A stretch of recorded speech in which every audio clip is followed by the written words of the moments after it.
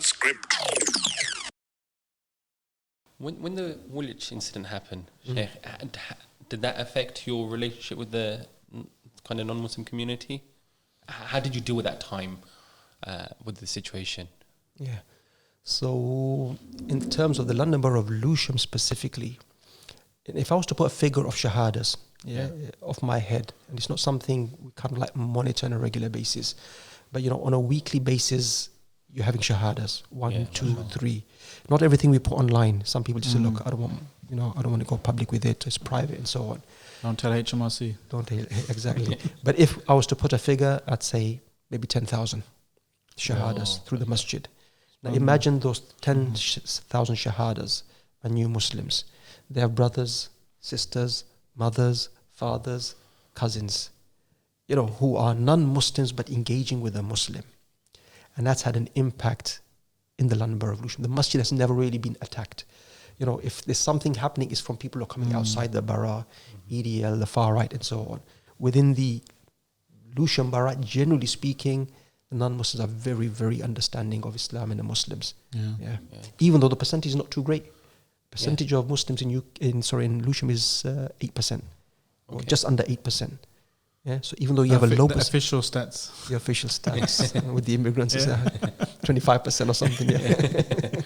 So, which areas do you actually service with the masjid? So it's Lewisham itself, and then the borough of Lewisham, and then we're adjacent to Bromley, we're adjacent to Southwark, we're adjacent to Greenwich. So people do come from those boroughs.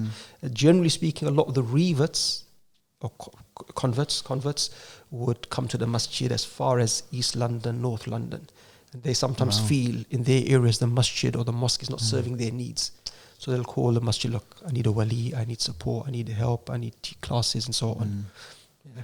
And that was shown, I think, remember when, obviously you remember, but when Imam Shakeel had the case against the BBC, you were fighting back all this kind of Islamophobic coverage. And a lot of the non-Muslims, like especially faith leaders and stuff, and head of police and that kind of stuff, came out with character references. And the judge, he had to make sense of, on the one hand, there's all these people saying how amazing this Imam is. On the other hand, there's BBC guys, who've meticulously gone through statements and taken bits and pieces of him and painting him as some kind of monster. And he literally had to come to the conclusion that this is a Jekyll and Hyde character. Yeah, he drinks some potion, or as though he drinks some potion, he becomes some monster. And when he speaks to Muslims, and then his kind of normal daily life with everyone else is, he's some beloved character of the community or something. But I think that really, to have all of those people speak in your defense, help you in the case, and lend you that support, I think that just goes to show it's such a strong hold. It pays dividends. I hope some of this stuff is going to be edited. Probably editing is probably going to make it worse. But it's very powerful having not in a kind of disempowered way that you have non-Muslim friends who speak up. Kumbaya way. Yeah, but just to show that we have real roots in the community, working for people on so many different social projects with other groups, other faith groups, with the local authorities and that kind of stuff. And I think, look, that's how we're supposed to be as Muslims. I was listening to a lecture of Omar Suleiman. The second one. The second one. The younger one. Oh, man. And he mentioned something about Muhammad Ali. Inshallah. About Muhammad Ali. His first fight against Sonny Liston. He's 22 years old. It's his first fight for the heavyweight championship. And here, his promoters, they said, look, if you don't break your ties with Malcolm X, you're not going to fight. And he was ready to walk off. A man of principle. Let's say, okay, look, carry on fighting. So, that kind of like principles, I think, in today's society for Muslims. There's key issues that we have to stand up for. Palestinian rights, Masjid al-Aqsa and so on. We cannot compromise on. And other values and so on. So I think that's important. With our non-Muslims, yes, engage, but you've got your values and principles. And both in the public space and in our private interactions as well, I think. This is unfortunately a bit of a criticism, but I don't think we should overplay it, is that, you know, when it comes to our interaction and dealings with each other, then we don't have the same level of integrity, but we'll speak up on some of the big issues.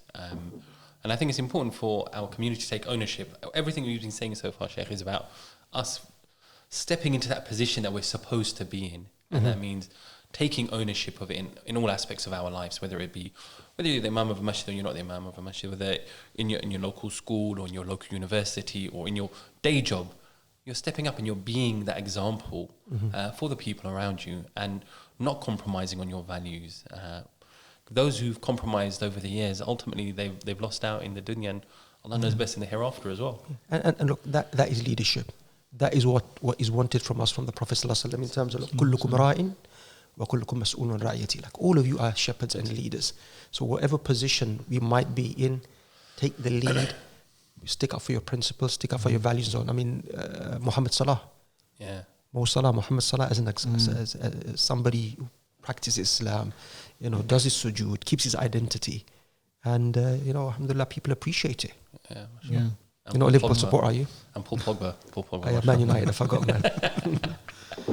I'm now representing. Are you allowed to mention Red Devils in this podcast? Shayateen Ahmar. Shayateen I don't Ahmar. know. I don't really follow football anymore. But I don't want to get in trouble with anyone. Alhamdulillah. Yeah, so you're right, Sheikh. This position of taking leadership and taking ownership. Too many times we leave it for everyone else. You know, and then until it's too late. How many people talking about prevent people sleeping, and now people are realizing the impact of it. For one of a better term, the LGBT issue in schools. People knew it was coming. If you just had to read the signs, but we didn't mobilize ourselves. We were too worried about other things, and now it's here. And the challenges that we have tomorrow, we need to really step up, isn't it? What's that saying of the Arabs have the saying, "Ukiltu yawma ukila thawrul abyad." Yeah. So that kind of like that one. Yeah. The three balls. Yeah.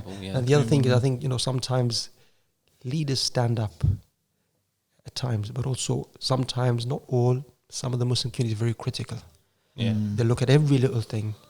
You made a mistake in this and you made a mistake in that and so on, and we put them down. And I think the discussion concerning young imams, support and let them grow. Yeah. They make a few mistakes.